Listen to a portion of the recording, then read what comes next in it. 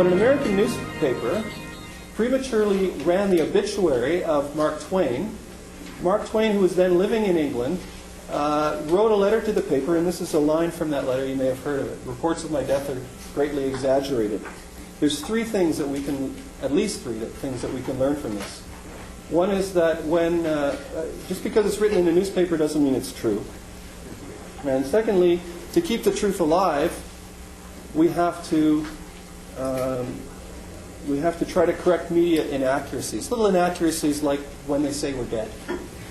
The third thing I think that we can learn from this is that when we start ourselves believing and repeating the lies that the media tell us, then we might as well be dead. On February 24th last year, the government, at the time it was a Liberal government, made a big statement. I'll usually refer to it maybe as the big no.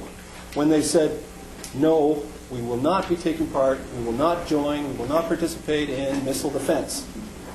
The notion that Canada stopped its involvement, well, actually, the notion that we weren't going to join has been official. It's basically an official line. It's been accepted as the gospel truth ever since, and it's been accepted on faith. And a day probably hasn't gone by when we haven't heard some reference to this myth that Canada said no to missile defense. It's sort of like they pulled a big joke on us. It's a big trick that they've played on us. They've said, we've got good news and we've got bad news. The good news is we're not joining missile defense. But they forgot to tell us the punchline, which is the reason we're not joining is because we'd already joined. But they forgot to tell us that. That's the bad news. So that's my job. I'm here to tell you the bad news. So in a nutshell, the bad news is that our government, different crown corporations, agencies, and departments of our government here in Canada have been deeply involved. This is including Canadian scientists whose salaries are paid for by the Canadian government, as well as Canadian war industries and our Canadian military have been involved in the creation, design, development, research, testing, maintenance, and operation of various different, very crucial new missile defense weapons systems. Now, the purpose of this little cartoon is just to say that the people in the U.S., the top of the U.S. government, they know full well that people all around the world despise their foreign affairs policies and the military policies. They know that. It's obvious. Everybody despises their foreign affairs policies, or a lot of people do. And they know that the allies that they have in other governments have to deal with those populations that hate their policies. And so they know that their allies in these other governments have to pretend to oppose their policies. And they don't mind that at all. As long as they continue helping them, they don't care. The government here doesn't really have to do that much.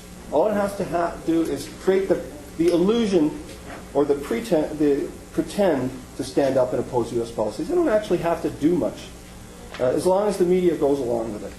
Now, one of the sure signs that we're being hoodwinked is government duplicity, the two-faced contradictoriness of speech or thought or action. And an example of this is just 2 days before the big no, our ambassador to the U.S., Frank McKenna, who was in the Carlyle Group and he was a golf partner with George Sr., he said basically, what more do we need to do? Canada's already involved in missile defense. We've given them basically everything they want. Now, all he was talking about was NORAD. He didn't. It pulled the wool out, pulled the rug out from underneath this phony debate about whether Canada should join, because he was saying, yeah, Canada's already involved. We've already joined. But it's what's called a limited hangout. It's when you admit a certain amount, but then there's all this other stuff that you don't admit. But by admitting this much, you're covering up all the other stuff. So you're admitting, yeah, I did steal that banana, but then you're not admitting that you actually stole all the food in the store base. So here's 2 days later. So when he said that, within hours of him making that statement, there was the government leaked to the media, we're going to be announcing in a few days what our decision is on whether we're going to join or not. Within hours of him saying that this leak The radio was saying, oh, we've got a leak that the government's going to tell us whether they're going to join. So this is 2 days later in the House of Commons. This guy, our Foreign Affairs Minister, says, we will not participate in the U.S. ballistic missile defense system. Okay, but he didn't say anything about the fact that they'd already been involved, that they were, and it didn't say in concrete terms what that no meant. This guy here, Prime Minister, said the same thing. This is just outside the House of Commons, same day. He said, Canada will not take part in the proposed ballistic missile defense system. In both cases, they refer to it as the Americans' program for protecting their citizens and their territory. So that's the way they presented what missile defense was. Everson, this guy here, Prime Minister, said the same thing. This is just outside the House of Commons, same day. He said, Canada will not take part in the proposed ballistic missile defense system.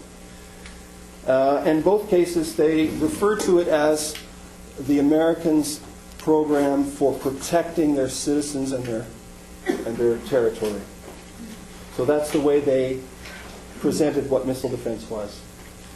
Ever since then, the media has been repeating, parroting these statements. These guys, they know all about the pretense of using nice-sounding words like defense to cover up the horrors of war. And the real horror of war to me is that nice, smiling, respectable people are making a killing selling their weapons systems. Pettigrew again, he said that in fact Canada, the door to missile defense contracts was wide open, and that he would be happy if Canadian corporations were getting contracts on missile defense. But the funny thing is that this website, this is from the CBC website story, even though the story is that they're saying, yes, the door is open, we're accepting contracts, no problem, don't worry. The first line, which I've highlighted here, is all in that same context of the no. Ottawa won't be taking part in the U.S. ballistic missile defense system. That's how the story starts. So even when the story is yes, they're still framing it in the context of no. Now, so Canada is involved through financial assistance to NORAD and through our military personnel. And but what I think is the important thing about this, even though it's the only real aspect of missile defense that most Canadians, if they know anything about Canada's involvement, that this is all they know. In my estimation, it's the least important contribution that Canada is making to missile defense is through NORAD.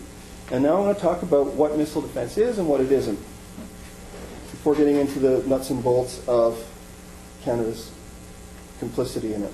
The popular image that we have of ballistic missile defense is that it's this wonderful system that's going to, bullets are going to knock down, like a missile hitting a missile, we're going to be able to stop missiles from coming over here. And it's being sold, the whole thing's been sold to the public as a way of protecting the citizens and territory of the United States and then the expanded of North America, protect us from the attack from rogue states or from terrorists that might have nuclear weapons. Well, this is all BS.